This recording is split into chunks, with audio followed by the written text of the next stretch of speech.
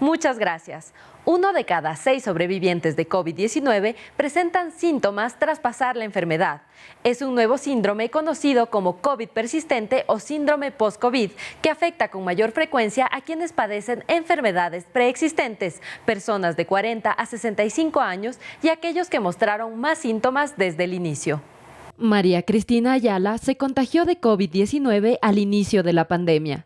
En ese tiempo aún no existían restricciones ni se exigía el uso de mascarillas. Pasó la enfermedad casi sin ningún síntoma, solo sufrió alteraciones en el olfato y el gusto.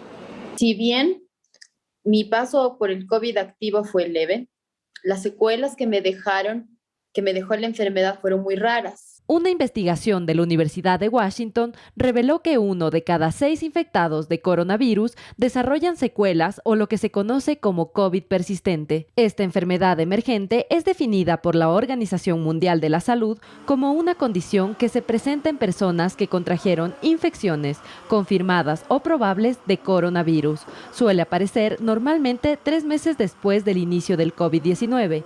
Los síntomas duran al menos 2 meses y no pueden explicarse por un diagnóstico alternativo. Por un lado tenía problemas de memoria, insomnio, comencé a desarrollar una distorsión del olfato. Ella se refiere a un padecimiento conocido como cacosmia, es decir, que todos los olores los percibía con aroma a heces. Además, presentó una inflamación en la piel y ataques de ansiedad.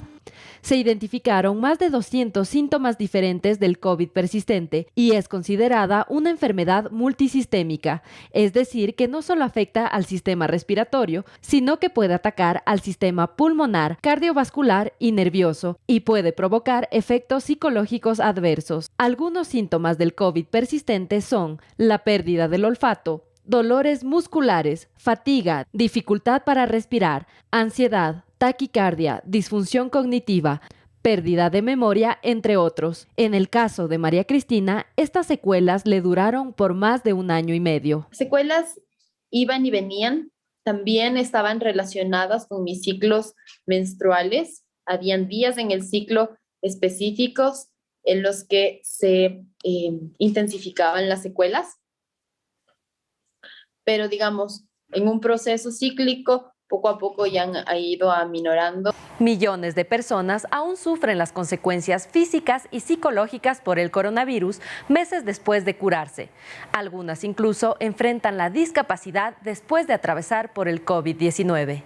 El Hospital Carlos Andrade Marín atendió miles de casos COVID y atravesó 2 picos importantes en 2020 y 2021. El servicio de neumología, ya luego de pasar la cantidad importante de atenciones médicas que se hizo en las áreas COVID, creó el área post-COVID, en donde a partir de octubre hasta el mes de marzo del 2021, octubre 2020 y marzo 2021, se atendieron más o menos unos 5,000 pacientes atendidos en el Carlos Andrade Marín durante los picos de pandemia, evidenciando la presencia de secuelas muy importantes. La doctora Elizabeth Cajamarca señaló que del 100% de personas afectadas por el COVID-19, el 80% de los casos pueden ser manejados en casa.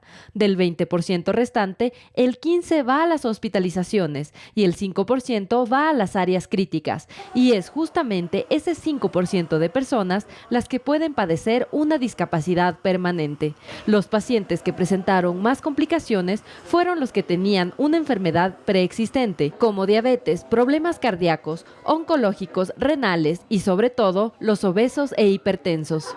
Lastimosamente el pulmón se daña y cuando van donde nosotros estabilizamos en algo, egresamos a los pacientes y ya para el control post-hospitalización es donde recién se tiene que manejar un paciente sin pulmón, o sea, sin capacidad pulmonar, solo se mueve y ya el oxígeno le baja, va al baño, hace sus necesidades biológicas, el oxígeno se va al piso. Entonces, esas limitaciones funcionales son las que determinan la discapacidad de un ser humano, porque ya no se puede valer solo. Además de la parte física, también hubo personas que sufrieron afectaciones en su capacidad cognitiva.